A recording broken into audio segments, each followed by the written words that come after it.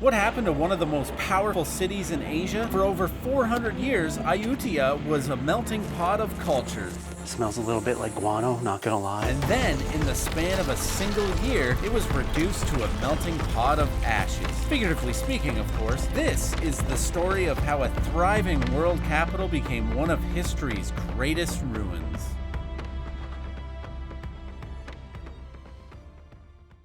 Today you join me in Ayutthaya, the old capital of Thailand. From the 14th to the 18th century, this was one of the busiest trading hubs in the world. And scattered throughout this city, you can see remnants of the old capital in way of ruins like this in behind me. And now VoiceOver Mike is going to take over and teach you a little bit more about this beautiful place as we wander around this ancient yet modern city.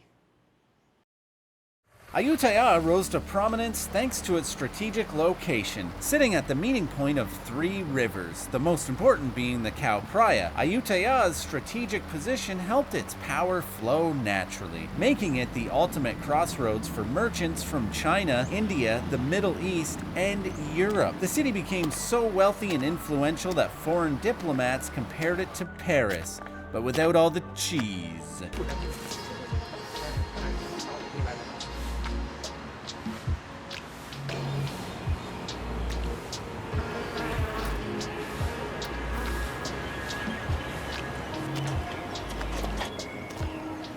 So the area that we happen to be in right now is called the main prang, the main pagoda. And surrounding this prang are four other pagodas. It is absolutely amazing in here. It smells a little bit like guano, not gonna lie, but just being in here is really cool. I'm just gonna take a moment to really take it in and enjoy it. Oh, there's bats up there. We ought to take a look at this.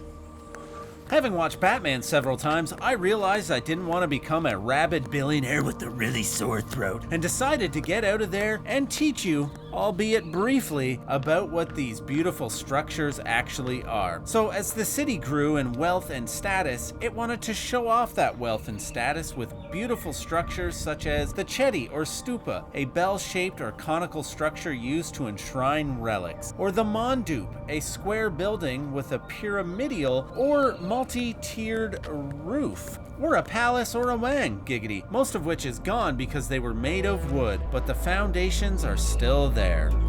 Then came 1767 and those Burmese jerks invaded, burned the city to the ground and left behind the shattered stone skeletons we walk through today. Those leaning prangs, headless Buddha statues, and half-collapsed chedis aren't just ruins, they're what survived one of the most dramatic collapses in Southeast Asian history. Today, Ayutthaya rises again as a UNESCO World Heritage Site, where modern Thailand wraps itself around the remains of a former empire. It's a living city built beside the ghosts of a golden age. Although the city was initially destroyed by the Burmese, it was further destroyed by the post-Ayutthaya monarchs who salvaged what was left to make the new capital city of Siam, which then became Thailand, which then went back to Siam, which is now Thailand again, a city we will be going to visit very soon.